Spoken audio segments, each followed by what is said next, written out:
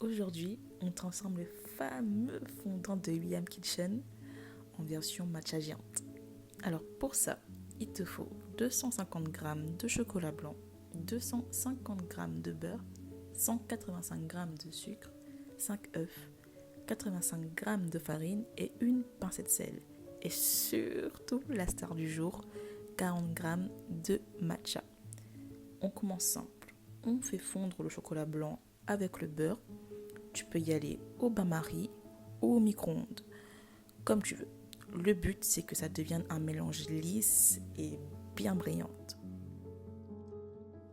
Alors, petite info, le temps que je finisse de mélanger le beurre et le chocolat blanc, j'ai mis 40 g de matcha ou même un peu plus, je vais pas vous mentir, puisque j'adore le goût du matcha et j'aime bien vraiment sentir le goût hyper intense du matcha. Du coup, allez-y mollo si vous voulez pas sentir à ce point le goût du matcha. On m'avait conseillé 2-3 cuillères à soupe, mais j'ai fait un peu plus et c'est ok. Maintenant, on passe à la muscu. On fouette 5 œufs avec le sucre.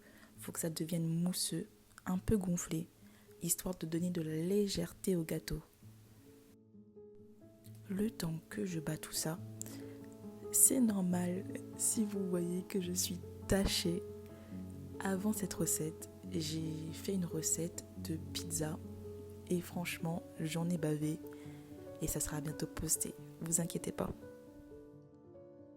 Ensuite, on va venir tamiser la farine. Regardez-moi galérer avec ce petit ami.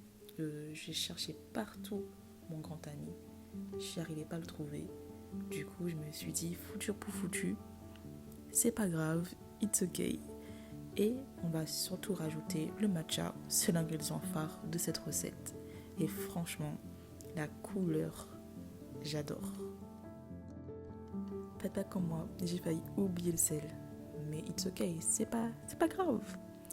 Regardez-moi cette couleur quand on mélange la pâte. Mais maintenant, on va venir verser le mélange chocolat blanc et beurre fondu. On mélange délicatement, juste assez pour avoir une pâte homogène et onctueuse. J'ai dit délicatement, mais faites pas attention à ce que je fais. Faites ce que je dis, mais faites pas ce que je fais.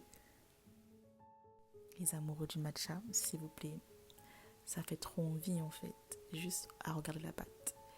Maintenant, on va prendre le moule, bien le beurrer, surtout vraiment bien le beurrer les amis, parce que sinon ça va coller.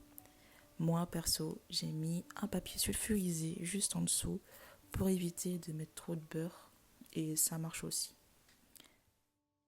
Je crois qu'on voit bien que je suis addict à la pâte, franchement, banger. La première fois que je le fais et je trouve que je m'en suis pas mal sortie.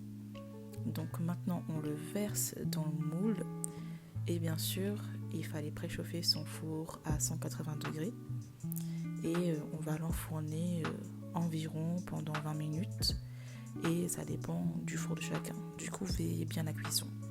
Le but c'est pas de faire un cake, on veut un extérieur pris mais un centre qui tremble encore comme vous l'avez vu. Donc voilà, on va laisser tiédir quelques minutes et c'est le moment de vérité. Regardez-moi, franchement, banger en fait ce gâteau. Et quand je vais passer ma cuillère, le cœur coulant, franchement, limite c'est une déclaration d'amour si quelqu'un me fait un gâteau au matcha en fait. Et moi je suis partie à la cuillère, franchement, allez-y, plongez dedans en fait. Je peux être coupable, je l'ai fait.